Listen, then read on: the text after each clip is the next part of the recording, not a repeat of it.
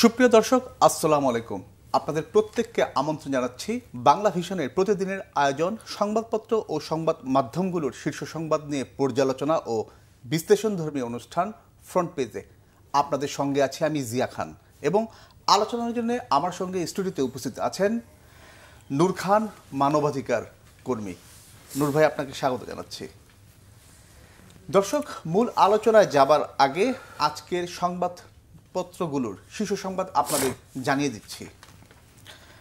প্রথম আলো। ঢাকা ও আশপাশের এলাকায় অগ্নিসংযোগের ঘটনা বেশি। 3 দিনে 17টি বাসে আগুন, চোরাগুপ্তা হামলা, তল্লাশি চৌকি ও টহল। স্থিতিশীলতা বিঘ্নের পরিস্থিতি যাতে সৃষ্টি না হয়, নিরাপত্তা বিশ্লেষক আনম মনিরুজ্জামান। এবং নূর ভাই, আপনার একটি বার্তা রয়েছে, সেটা সরকার কঠিন কোনো বার্তা দিতে পারেনি, পাশাপাশি নিজের প্রভাব বাড়াতে গিয়ে প্রতিপক্ষের হাতে খুন হন মামুন। জুলাই সনদ বাস্তবায়নের পদ্ধতি প্রায় চূড়ান্ত, আজ প্রধান উপদেষ্টার ভাষণ। গণভোটের চেয়ে আলুর ন্যায্য মূল্য পাওয়া অনেক বেশি গুরুত্বপূর্ণ, আলোচনা সভায় তারেক। মানবতা বিরোধী অপরাধ, শেখ হাসিনার বিরুদ্ধে মামলার রায় কবে, জানা যাবে আজ।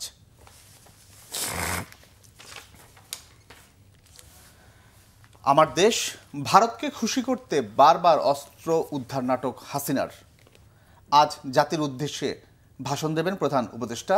জুলাই সনদ বাস্তবায়নের ঘোষণা আসতে পারে।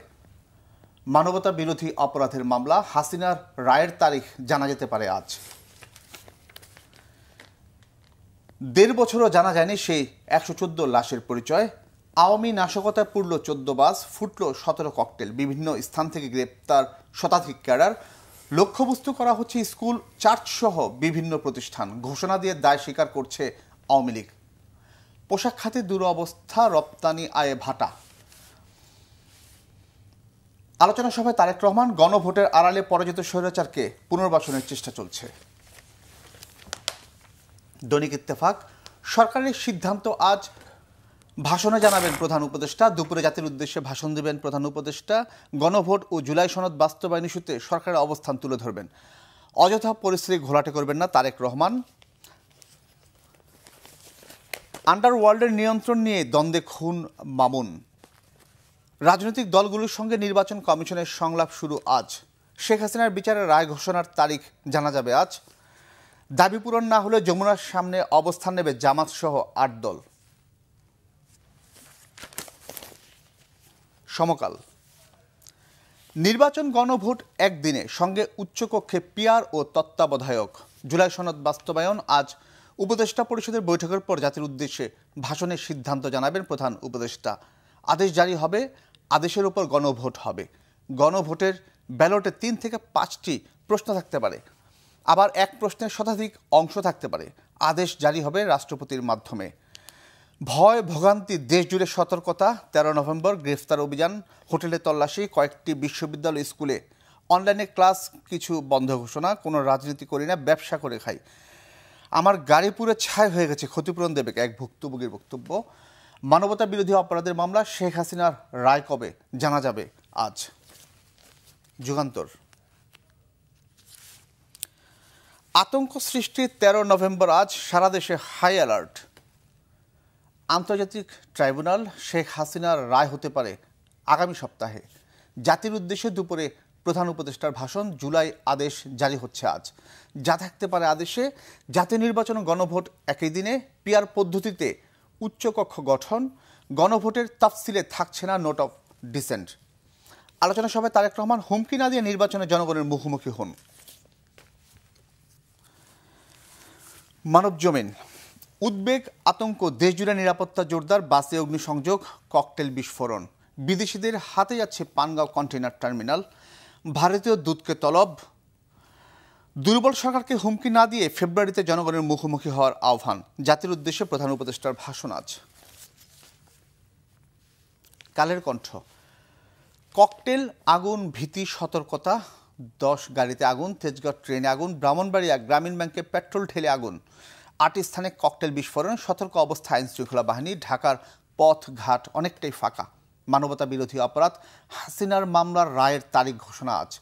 আজ জুলাই সনদ বাস্তবায়নের সিদ্ধান্ত আসতে পারে।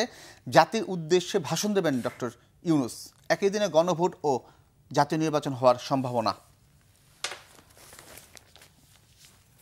কালবেলা ভয় বাড়াচ্ছে 22 কারিগর। রাজনৈতিক সহিংসতায় বাড়ছে ককটেলের ব্যবহার।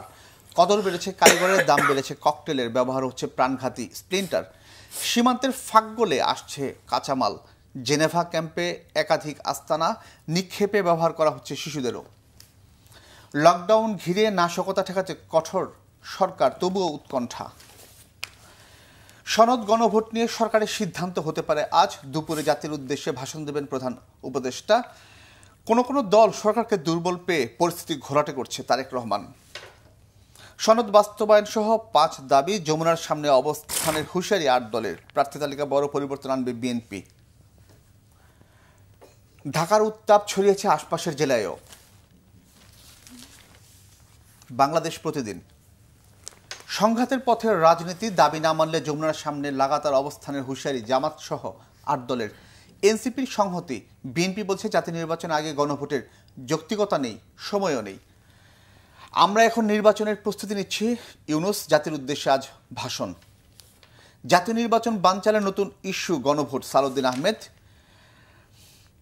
একই দিন গণভোট হলে 5% ভোট পড়বে না, আব্দুল্লাহ মোহাম্মদ তাহের। শেখ হাসিনার মামলার রায় কবে জানা যাবে আজ। ফেব্রুয়ারি নির্বাচন ছাড়া অন্য কিছুতে জনগণের আগ্রহ নেই, তারেক রহমান। দেশ রূপান্তর। আগামী নির্বাচন ঐতিহাসিক মুহূর্ত হয়ে থাকবে, ডক্টর মোহাম্মদ ইউনূস। মানবতা বিরোধী অপরাধ, শেখ হাসিনার মামলার রায়ের দিন ধার্য আজ। উদ্বেগ, সতর্কতা, প্রতিরোধ। চোরাগুপ্তা হামলা ঠেকাতে পুলিশ অ্যাকশনে। ভারতীয় কূটনীতিককে তলব। হাসিনার কথা বলার সুযোগে সরকার অসন্তুষ্ট। হুমকি ধামকি দিয়ে আসুন জনগণের, না দিয়ে আসুন জনগণের মুখোমুখি হয়ে, তারেক রহমান। সনদ বাস্তবায়নের চূড়ান্ত ঘোষণা আজ আসছে। জাতির উদ্দেশ্যে ভাষণে ডক্টর মোহাম্মদ ইউনূস। নয়া দিগন্ত। ফের আগুনে পোড়ানোর রাজনীতি। ঢাকায় ককটেল বিস্ফোরণ, অগ্নিসংযোগে আতঙ্ক ও প্রশ্ন। বাণিজ্য সম্প্রসারণ ও রোহিঙ্গা সংকটে সহায়তার আশ্বাস। বিজ্ঞানীদের সতর্কবার্তা, বিপর্যয়ের দ্বারপ্রান্তে বিশ্ব। দাবি না মানলে যমুনার সামনে অবস্থান নেবে 8 দল। ট্রাইব্যুনালে এসআই আশরাফুল আবু সাইদকে গুলি করা হয় এসিওসি স্যারের নির্দেশে। অপশক্তিকে ফেরার সুযোগ দেয়া হচ্ছে কিনা প্রশ্ন তারেকের। দৈনিক ইনকিলাব। নাশকতা ঠেকাতে মাঠে থাকবে ডাকসু, চাকসু, রাকসু ও জাকসু সহ বিভিন্ন ছাত্র সংগঠন। আওয়ামী লীগ ইস্যুতে ঐক্যবদ্ধ সবাই। হাসিনার গণমাধ্যমে প্রবেশাধিকার নিয়ে ঢাকায় ভারতীয় রাষ্ট্রদূত তলব। প্রধান উপদেষ্টা দুপুরে জাতির উদ্দেশ্যে ভাষণ দেবেন। জুলাই আদেশ ঘোষণা হচ্ছে আজ। সর্বত্র কঠোর অবস্থান আইন শৃঙ্খলা বাহিনী। বণিক বার্তা। নাশকতা প্রতিরোধে সরকার প্রস্তুতির কথা জানালেও জনমনে তীব্র আতঙ্ক। জাতির উদ্দেশ্যে আজ ভাষণ দেবেন প্রধান উপদেষ্টা। ইউএনএইচসিআর এর প্রতিবেদন। দেশে 11 মাসে প্রবেশ করেছে 1,36,000 নতুন Rohingya. The Daily Star. Govt reads a package to appease all, CA to address the nation today. Fair price for farmers more urgent than referendum. Tareq Rahman. Jamaat allies threaten an indefinite seat in at Jamuna. NCP expresses solidarity. Tension rises aimed more arson. Crude bomb attacks. Troops checkpoints blanket Dhaka. New Age. July atrocity case ICT to set verdict date about Hasina today. Attacks continue, security tightened. Charter order may set 4th polls, referendum same day. CA to address nation today. BNP argues allies to show creating unrest. Delhi mom on Hasina's extradition. নূর ভাই, আজকের পত্রিকার যে শিরোনামগুলো শুনছিলেন সেখানে সব পত্রিকায় মূলত ক্ষমতাচ্যুত প্রধানমন্ত্রী শেখ হাসিনার মামলার রায়, সেই রায়কে ঘিরে যে নাশকতা যে চলছে, যে অগ্নিসংযোগের ঘটনা, সেই খবর, পাশাপাশি প্রধান উপদেষ্টা যে আজকে জাতির উদ্দেশ্যে ভাষণ দেবেন, এই বিষয়গুলো খুব গুরুত্ব সহকারে আজকে পত্রিকাগুলো প্রকাশ করেছে। তো আপনার কাছে আমি শুরুতে যে বিষয়টা জানবো, যে আপনি জানেন যে শেখ হাসিনা সহ এই মামলার রায়ের তারিখ আজকে ঘোষণা করা হবে। তিনজন আসামি, এর মধ্যে সাবেক যে স্বরাষ্ট্রমন্ত্রী আসাদুজ্জামান খান কামাল তিনিও আছেন, এবং পাশাপাশি আরেকজন আসামি যিনি সাবেক আইজিপি চৌধুরী আবদুল্লাহ আল মামুন, তিনি কিন্তু এই মামলার রাজসাক্ষী মামলার। তারপরে আজকে রায়ে দিন যেটা সামনে ঘোষণা করবেন, সেই হয়তো রায়ের দিন আমরা এই বিষয়টা জানতে পারবো আসলে কি থাকছে। কিন্তু এর আগে আমরা এখন যে পরিস্থিতি, এই রায়কে ঘিরে গাড়িতে অগ্নিসংযোগ থেকে শুরু করে যে ধরনের আগুন সন্ত্রাস, আমরা আবার সেই একই জায়গায় দেখছি। এটা নতুন কিছু না। বাংলাদেশ অভ্যুদয়ের পর থেকে এ পর্যন্ত খেয়াল করেন তাহলে দেখবেন যে বিভিন্ন সময় বিভিন্ন ইস্যুতে রাজনীতিতে অনেক এক ধরনের হটকারিতা, রাজনীতিতে সন্ত্রাসকে হাতিয়ার করা এবং এক ধরনের সমঝোতাহীন রাজনীতি দীর্ঘদিন ধরে কিন্তু বাংলাদেশে চলছে।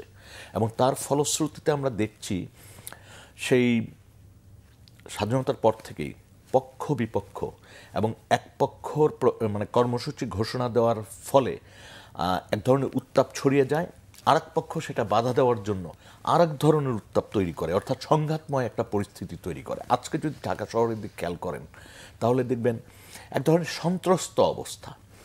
এখানে যে খুব বেশি মানে বিগত দিনের চেয়ে যে অনেক বেশি সহিংস ঘটনা সেটা আমার কাছে মনে হয়নি, বরং সহিংস ঘটনা তুলনামূলক কম, কিন্তু মানুষের ভিতর শঙ্কার মাত্রাটা বেশি।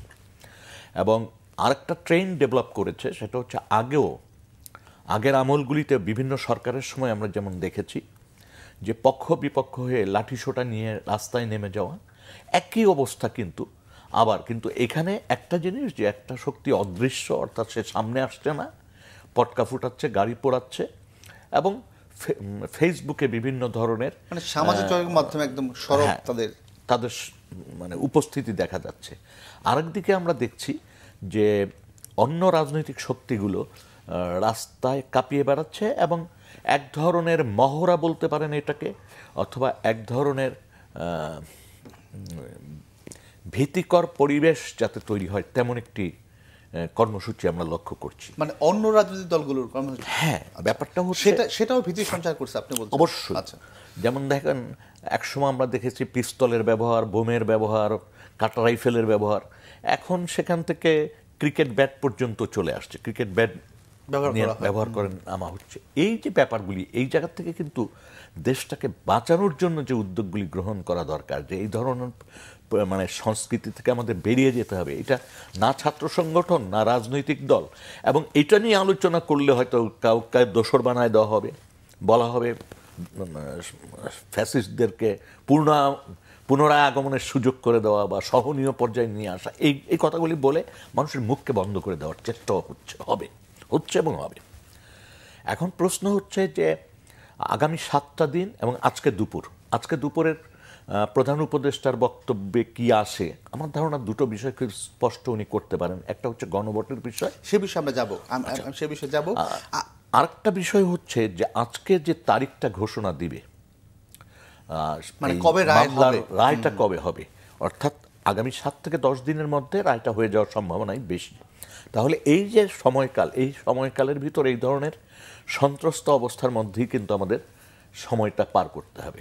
কারণ বিএনপি মানে আওয়ামী লীগের পক্ষ থেকে যে ধরনের কর্মসূচি এবং তার বিপক্ষে যে ধরনের প্রতিরোধ কর্মসূচি আসবে, দুটোই কিন্তু আমার জনমনের শঙ্কা তৈরি করবে, জনমনের ভিতরে ভয় ভীতি তৈরি করবে।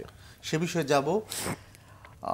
কিন্তু প্রথম মানবতা বিরোধী অপরাধের মামলার রায় এই জুলাই গণ অভ্যুত্থানের পর, সেটা অবশ্যই জাতি অপেক্ষা করছে। যে 5টি অভিযোগ আনা হয়েছে আপনি নিশ্চয়ই জানেন, সেখানে উস্কানি রয়েছে, লিথাল ওয়েপন ব্যবহার রয়েছে, আবু সাইদ তাকে হত্যার বিষয় রয়েছে, এবং চানখারপুল এবং আশুলিয়াতে যে লাশ পোড়ানো, এই সবগুলি ঘটনাগুলি রয়েছে।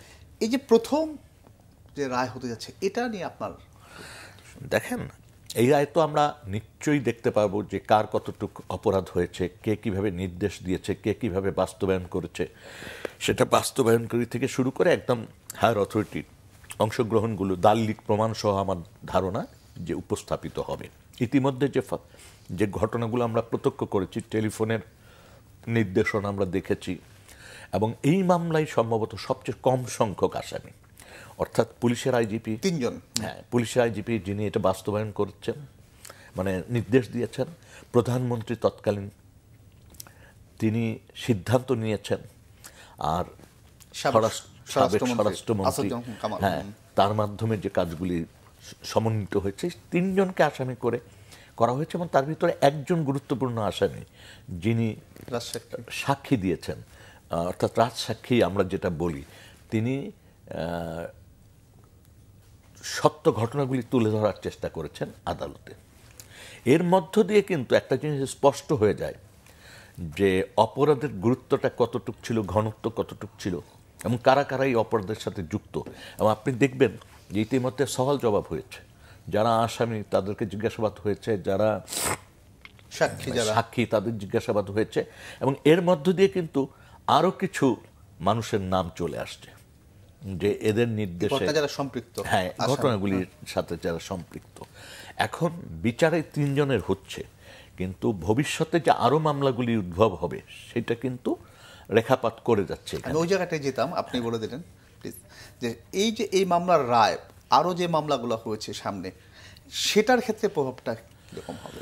দেখেন, এই মামলাটি যদি সুন্দরভাবে, সুষ্ঠুভাবে, ন্যায্যতার ভিত্তিতে রায়টা ঘোষণা হয়ে যায়, তাহলে অন্যান্য মামলাগুলোও কিন্তু খুব দ্রুত নিষ্পত্তি করা সম্ভব হবে। অর্থাৎ মানুষের মনে আশঙ্কার যে জায়গা, সন্দেহের যে জায়গা, সেগুলি দূরীভূত হয়ে যাবে।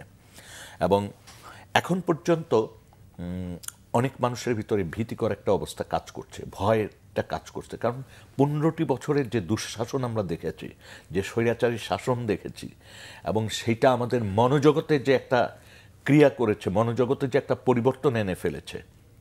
15 বছরের দুঃশাসন কিন্তু যারা ঘটিয়েছেন তারা যেমন এক ধরনের ইয়ের মধ্যে ছিলেন, মানুষ যারা নির্যাতিত, নিপীড়িত হয়েছে বা দেখেছেন, তাদের ভিতরে কিন্তু মনোজগতে একটা পরিবর্তন এসেছিল। একটা ভীতিকর পরিস্থিতির মধ্যে মানুষ কিন্তু দীর্ঘ সময় কাটিয়েছে। এবং দেখেন, এই 15 বছরে কিন্তু আমাদের যারা আজকে যুবক বা প্রায় 35 বছর, তারা কিন্তু ভোট দিতে পারেনি। 35-40 বছরের যারা বয়স, তারা কিন্তু ভোট দিয়ে তার প্রতিনিধি নির্বাচিত করতে পারেনি। ফলে এই যে ভোটের যে মর্যাদা, ভোটের যে গুরুত্ব, এবং আমার ভোট আমি দিয়ে আমার প্রতিনিধি নির্বাচিত করতে পারার যে আনন্দ, এই জায়গা থেকে কিন্তু একটা বড় ধরনের ভোটাররা বঞ্চিত ছিল। এবং আজকের যে পরিস্থিতি, সেই পরিস্থিতিতে বিচার চলমান থাকা উচিত। তারপর অন্যান্য যে বিষয়গুলি নিয়ে কথা চলছে সেগুলিও চলমান থাকা উচিত, কিন্তু সবশেষে ভোটটা নির্বিঘ্নে ফেব্রুয়ারির মধ্যে হয়ে যাওয়া উচিত। কারণ ভোটের মধ্য দিয়েই কিন্তু আসলে রাজনৈতিক শক্তির ফয়সালাটা হবে, এবং দেশ শাসনের দায়িত্ব যারা পাবেন তাদের দায় দায়িত্ব কিন্তু বর্তমান অন্তর্বর্তীকালীন সরকারের চেয়ে অনেক বেশি। এবং তারা নিশ্চয়ই এই দেশের মানুষের সরাসরি ভোটে নির্বাচিত হবেন, তো তারা মানুষের প্রতিনিধিত্ব করবেন। সুতরাং তাদের যে মানুষের সাথে যোগাযোগ, যেটা আজকে অন্তর্বর্তীকালীন সরকারের ক্ষেত্রে দুর্বলতা রয়েছে, সেই দুর্বলতাটা কেটে যাবে। ফলে রাজনীতিতে যে সহিংসতা, রাজনীতিতে যে অনিশ্চয়তা, সমঝোতাহীন যে বিষয়গুলি রয়েছে, সেগুলোর একটা সমাধান হয়তো নির্বাচনের মধ্য দিয়ে নির্বাচিত সরকার করতে পারবেন, যিনি নির্বাচিত হন। নূর ভাই, আপনি যে বিষয়টা বলছেন আমি থামিয়ে দিয়েছিলেন, যে 7 দিন সামনে, হয়তো মামলার রায় কবে হবে সেটা আজকে তারিখটা, আশা করছি যে আমরা 7 দিনের মধ্যে সেই রায়টা ঘোষণা হবে। এই 7 দিনে যে আতঙ্ক, পাশাপাশি এই মানে গেল কয়েকদিনে যে নাশকতার যে চিত্র আমরা দেখেছি, এতে করে স্কুল এবং চার্চগুলোকে টার্গেট করা হয়েছে। দেখেন, তার মানে কি, মানুষকে জিম্মি করে যে রাজনীতি, সেটা থেকে কিন্তু আমরা একদমই বিরত হতে পারিনি এখন পর্যন্ত। দেখেন, এটা আসলে কোন জায়গায় ঠেকবে? আমাদের রাজনৈতিক সংস্কৃতিতে যে সমস্যাটা আছে সেটা হচ্ছে, একটা হচ্ছে সমঝোতাহীন, আর একটা হচ্ছে যে একে অপরের প্রতি সম্মান নেই। যার ফলে দেখেন আজকে স্কুলগুলিকে টার্গেট করছে কেন, এটার পিছনে কারণটা হচ্ছে যে কোমলমতি যে ছেলেমেয়েরা আছে তাদেরকে একটা ভয়ার্ত পরিবেশের ভিতর নিয়ে যাওয়া, 1। 2 নম্বর হচ্ছে, এইবারে কিন্তু আমরা দেখছি যে চার্চকে নতুন করে আক্রমণের নিশানা করা হলো। এইটার কারণটা কি, এটা আমাদের একটু খুঁজতে হবে। দেখেন, আওয়ামী লীগ কিন্তু এইবারের পরাজয়ের মধ্য দিয়ে তাদের একটা ধারণা জন্মেছে যে পশ্চিমা শক্তি এই সমস্ত জিনিসগুলির পরিকল্পনাকারী। এই যে একটা তাদের ধারণা, এই ধারণার জায়গা থেকে একটা ধর্মীয় গোষ্ঠীকে তারা চিহ্নিত করে ফেলছে, সেটা হচ্ছে খ্রিস্টান। অর্থাৎ ওইখানে যদি ক্রিয়া প্রতিক্রিয়া হয় তাহলে পশ্চিমাদের ভিতরে, কারণ একটা ধারণা যে পশ্চিমা শক্তি মানেই হচ্ছে ধর্মের দিক দিয়ে খ্রিস্টানদের, এটা হ্যাঁ তার ধর্মের দিক দিয়ে মানে খ্রিস্টান সম্প্রদায়ভুক্ত অনেকেই, অনেকটা পশ্চিমা দেশগুলো, কিন্তু এই যে একটা সম্প্রদায় যাদেরকে আমরা গত 30-40 বছর দেখেছি যে তাদের উপরে কোনো ধরনের ওইরকম কোনো বিপর্যয় তাদের উপর নেমে আসেনি, কিন্তু এইবারের ঘটনা এই যে টার্গেট করা, এটার মধ্যে দিয়ে চাচ্ছে যে পশ্চিমাদের ভিতর ক্রিয়া প্রতিক্রিয়াটা হোক, সেইটাকে লক্ষ্য নির্ধারণ করেই কিন্তু এই ঘটনাগুলি ঘটছে বলে আমার মনে হয়। আরেকটা জিনিস আমি বলে রাখতে চাই যে আগামী 7 দিন আসলে আরো নতুন নতুন কর্মসূচি এই সন্ত্রাসীরা দিতে পারে, পরাজিত শক্তি দিতে পারে। সেইটাকে মোকাবেলা করার জন্য জনগণকে সচেতন হতে হবে এবং জননিরাপত্তার দায়িত্বটা জনগণকেই নিজ দায়িত্ব নিতে হবে। কোনোভাবেই কোনো সন্ত্রাসী গোষ্ঠী যাতে এই সময়টাকে ব্যবহার না করতে পারে। ধন্যবাদ নূর ভাই। এবার একটা অন্য বিষয়, যে প্রধান উপদেষ্টা আজকে ভাষণ দেবেন এবং সেখানে যে বিষয়গুলো আসতে পারে, নির্বাচন, গণভোট একদিনে, সঙ্গে উচ্চকক্ষে পিআর ও তত্ত্বাবধায়ক, এটি সব অ্যাজামশনের ভিত্তিতে রিপোর্টিংটা হচ্ছে। তবে ধরে নেওয়া যায়, আমিও একজন নাগরিক হিসাবে মনে করি যে এই মুহূর্তে তিনি যেহেতু বক্তব্য জাতির সামনে ভাষণ দিবেন, তার ভাষণে আমি দেখতে চাই ভোট সম্পর্কে যে নিজেদের ভিতর যে আপনার এটা বলবো মতভেদ তৈরি হয়েছে রাজনৈতিক দলগুলোর ভিতর, যে গণভোট আগে না ভোটের দিনে না ভোটের পর, এই যে ব্যাপারগুলি, এইটির একটি সহজ সমাধান তিনি করে দেবেন যাতে বিতর্ক না বাড়ে, যাতে এটাকে কেন্দ্র করে আবার নতুন করে রাজনীতিতে এক ধরনের অস্থিরতা না তৈরি হয়, সেই চেষ্টাটাই করা উচিত প্রধান উপদেষ্টার ভাষণের মধ্য দিয়ে। আরেকটা জিনিস খেয়াল করবেন, ইতিমধ্যে জামাত একটা প্রোগ্রাম করলো গত 8 তারিখে, এবং তারা কর্মসূচি দিল যে পরবর্তীতে তারা যমুনার সামনে অবস্থান নেবে। এইটা এক ধরনের চাপ তৈরি করার কৌশল বলে আমার মনে হচ্ছে। কিন্তু যদি সেইটার বাইরে তারা চিন্তা করেন যে কোনো মূল্যে তারা যে জিনিসটা চিন্তা করছেন সেটা বাস্তবায়ন করার জন্য আরো বেশি করে তারা রাজপথে থাকবেন, তাহলে রাজনীতিতে একটা অনিশ্চয়তা দেখা দিবে এবং সেইটার সুযোগ অরাজনৈতিক শক্তি গ্রহণ করবে। পাশাপাশি এখানে করতে পারে। তারেক রহমান এক জায়গায় উনি বলেছেন যে সরকারকে হুমকি না দিয়ে জনগণের মুখোমুখি হন, তার মানে ভোটের মাঠে আসুন। পাশাপাশি আরেকটা জায়গায় উনি বলছেন গণভোটের আড়ালে পরাজিত স্বৈরাচারকেই পুনর্গঠনের চেষ্টা দেখেন, এখন যে কোনো কথার মধ্য দিয়ে, যে কোনো দাবির মধ্য দিয়ে যদি নির্বাচন ফেব্রুয়ারি ক্ষতিগ্রস্ত হয়ে যায়, সেটা প্রকারান্তরে যে স্বৈরাচারী শক্তি পলাতক রয়েছে তাদেরকে কিন্তু সুযোগ তৈরি করার সময়টা দিয়ে দেওয়া হবে। কারণ হচ্ছে ফেব্রুয়ারির মধ্যে যত দ্রুত, আমার কথা হচ্ছে যত দ্রুত সম্ভব নির্বাচনের মধ্য দিয়ে আমাদের ভোটে প্রতিনিধিত্বকারী রাজনৈতিক দলকেই বা যিনি প্রতিনিধিত্ব করবেন তারাই দেশ পরিচালনার দায়িত্ব নেবেন, এবং সেটার মধ্য দিয়ে রাজনীতিতে যে একটা অস্থিরতা সেটার কিছুটা দূর হবে বলে আমি মনে করি। কিন্তু যদি নির্বাচন কোনো কারণে আমাদের কোনো পদক্ষেপের কারণে, কোনো কর্মসূচির কারণে, কোনো সমঝোতাহীনের কারণে যদি ওই রকম পরিস্থিতি তৈরি হয়, তাহলে খুব স্বাভাবিক এমন শক্তি ক্ষমতা কেন্দ্রবিন্দুতে চলে আসতে পারে যেটা আমরা কেউই আশা করছি না। এবং সেই শক্তিটি আসার মাঝখানে যে উত্তপ্ত অবস্থাটা পলাতক স্বৈরাচারী শক্তি করবে, সেটা কিন্তু আমাদের বিবেচনায় রাখতে হবে। কেমন শক্তির আশা করছেন সেটা দেখেন। একটা হচ্ছে স্বৈরাচারী শক্তি যারা পলাতক তার কিন্তু ক্রিয়া করার সুযোগটা, সময়টা বেড়ে যাবে, 1। 2 নাম্বার হচ্ছে যখন রাজনীতিতে এই ধরনের সংঘাতময় পরিস্থিতি তৈরি হবে, অস্থিরতা তৈরি হবে, তাহলে তখন আপনি দেখেন মাঠে কিন্তু সেনাবাহিনী রয়েছে, সুতরাং তাদের কিন্তু তখন অ্যাক্ট করার সুযোগ এসে যাবে, সেটাকে অস্বীকার করার উপায় নেই। আরেকটা খবর যেটা ম্যাক্সিমাম সব পত্রিকা এসছে, হাসিনাকে থামাতে ভারতীয় দূতকে তলব। এর আগে আমরা দেখেছি, কিন্তু এটাকে আসলে কতটা ফলপ্রসূ? এটা তো খুব বেশি ফলপ্রসূ হয় না, বিগত দিনেও আমরা দেখেছি, কিন্তু দুই দেশের দ্বিপাক্ষিক সম্পর্কের উপরে এটার একটা প্রভাব পড়ে।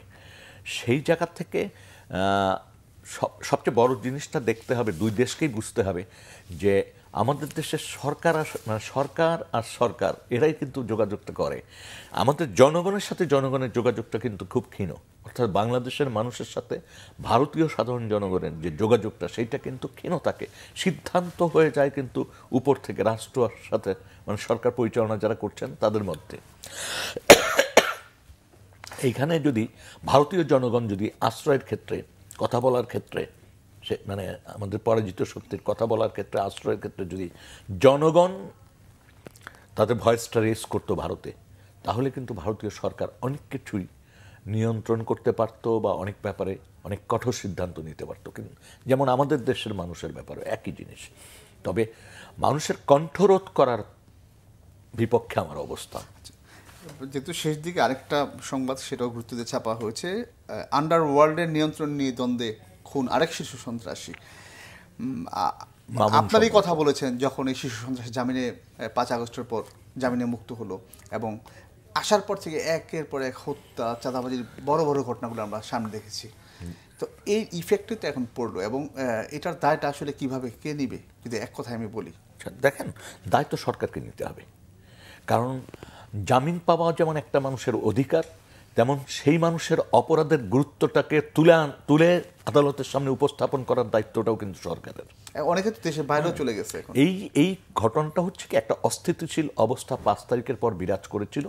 আমরা দেখেছি কিভাবে আদালতেও মব তৈরি করা হয়েছে, জামিন দেওয়ার জন্য মব তৈরি, মুক্তির জন্য মব তৈরি, আসামি নিয়ে যাওয়ার জন্য, আসামিকে পিটানোর জন্য মব কালচার যে একটা তৈরি হয়েছিল, সেই সুযোগটা কিন্তু এই ধরনের সন্ত্রাসী গোষ্ঠী, অপশক্তি, তারপরে যারা সন্ত্রাস নির্ভর রাজনীতি করেন এবং উগ্রবাদ, এরা সবাই কিন্তু ওই সময়কালকে ব্যবহার করে কেউ জামিন নিয়েছেন, কেউ তার মামলা প্রত্যাহার করার চেষ্টা করেছেন, এবং আজকে সেটার ইফেক্টটা আমরা, এবং সেই সংখ্যায় জনগণ এখনো ভুগছে। কিন্তু মানবাধিকার কর্মী হিসেবে তো ধন্যবাদ নূর ভাই আপনাকে বাংলা ভিশনে আসার জন্য। দর্শক, ফ্রন্ট পেজ অনুষ্ঠান আজ এ পর্যন্ত। আগামীকাল আগামীকাল সবাই ভালো থাকুন, সুস্থ থাকুন।